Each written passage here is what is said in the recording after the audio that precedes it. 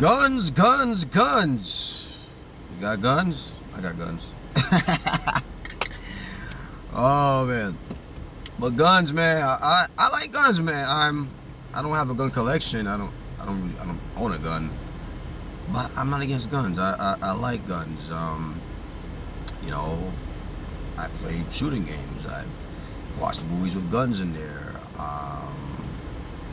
Guns are they're interesting, right? We know that guns have can do a lot of good. Obviously, to defend the weak, defend the unguarded, defend those who are obviously cannot defend themselves. We know that also that guns can do a lot of damage and hurt and destruction in the wrong hands.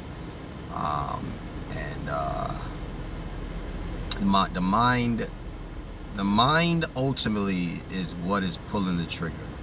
Just like anything can be used as a for good or for evil, whether it's a machete, a knife, crossbow, bow and arrow. Anything can be used for good and evil. But the mind is a very precious thing, and we know, many of us know by now, that there is a mental illness crisis with a lot of people. And there's people who you think are mentally well, okay, and then you're shocked, but they do, well, I didn't see it coming. I mean, there's people, it's really funny, it's ironic that there are people that could be, they're alcoholics, they're homeless, they're on drugs, who in their lifetime will never ever shoot a random person with a gun, murder somebody. They'll be out there on the street to themselves doing their thing, yet you got somebody else who is seemingly sane, going to work, going to school, even having a family, all of a sudden murders, shoots, boom.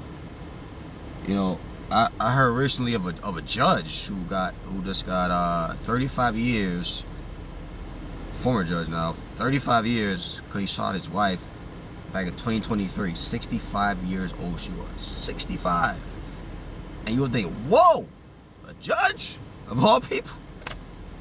Like, one of the last people you would expect to do a brutal act like that.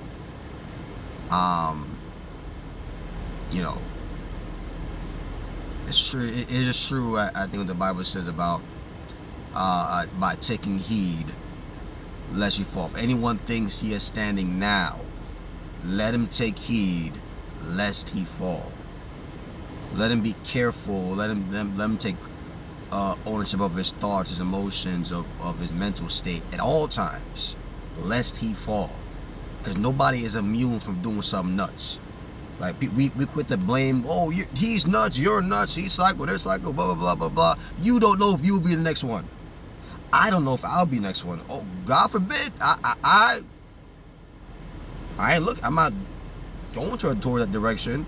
But I'm saying that we all go through stuff in life that has us altering in our thinking. We see things, we're exposed to things, we go through things that have the people you thought were so sane all of a sudden do something that's horrendous. And I think one of the most important things I think that many people don't do is take time for maintenance, self-maintenance. What am I?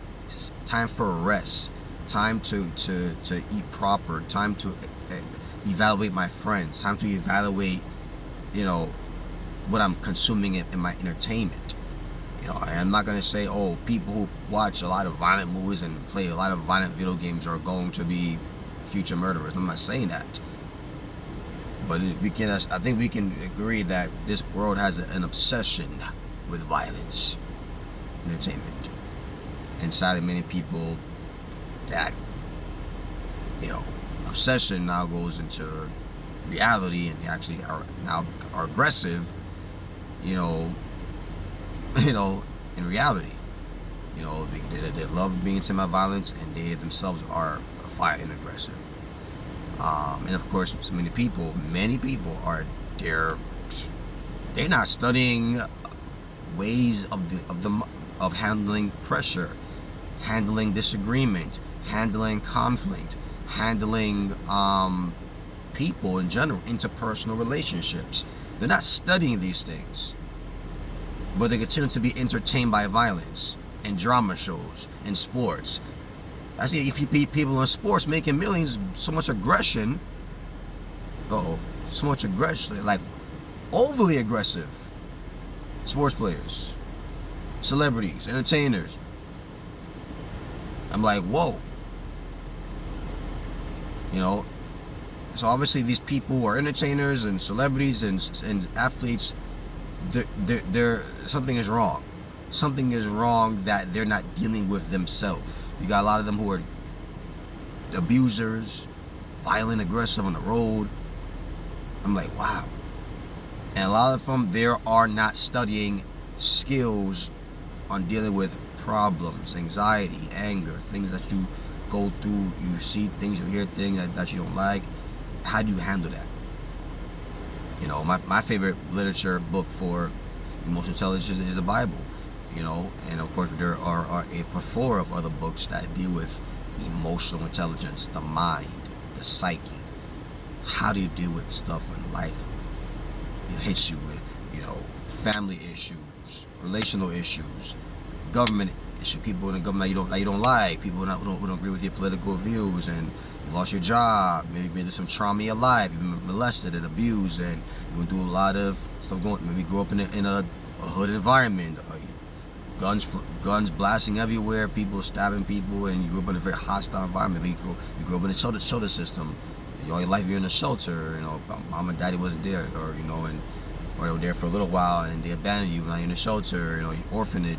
There's so much things to explore that affect us, and many of us, we're not dealing with the issue. We're not dealing with us, and all that anger and rage. It bleeds out. It bleeds out. If it's not dealt with, it's going to release in some way.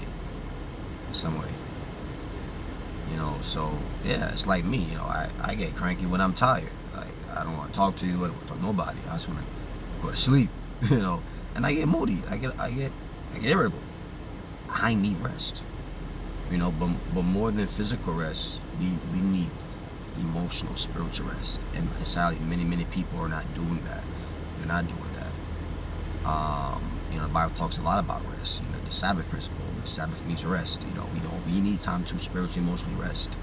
And a lot of us, we're not doing that because we're busy on the go. Gotta get this. Gotta get that. Gotta handle that thing. Gotta deal with this. Gotta deal with that on social media, gossiping.